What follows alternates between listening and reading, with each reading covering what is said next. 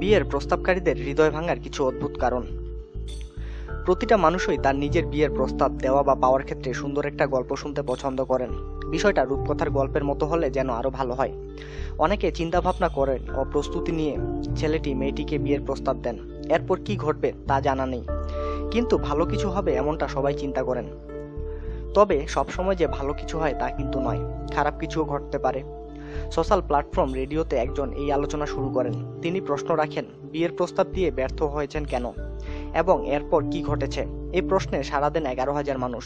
সবাই জানিয়েছেন এক হাঁটু মুড়ে বসে প্রস্তাব দেওয়ার সময় কি ঘটেছে, তবে অনেকের নিষ্ঠুর জবাব দিয়েছে। একজন লিখেছেন তার অভিজ্ঞতার কথা। তিনি বলেছেন, একবার পার্ক দিয়ে হাঁটছিলাম, এক লোক এসে আমাকে বললেন তার এবং তার সঙ্গিনীর একটি ছবি তুলে দিতে। লোকটি দ্রুত তার সঙ্গিনীর চোখের দিকে তাকালেন এবং হাঁটু মুড়ে বসে পড়লেন। বিনয়ী সুরে তার প্রস্তাব দিলেন। মেয়েটি কেঁদে ফেললেন এবং বললেন, তোমার ভাইয়ের সঙ্গে শুয়েছি আমি।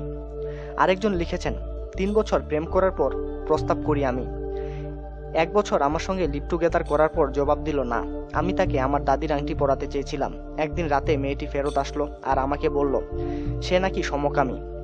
অন্য আরেকজন লিখেছেন, 4 সপ্তাহ ডেটিংয়ের পর ছেলেটি আমার সামনে বসে পড়ল, বিশাল এক হীরার আংটি নিয়ে বিয়ের প্রস্তাব দিল।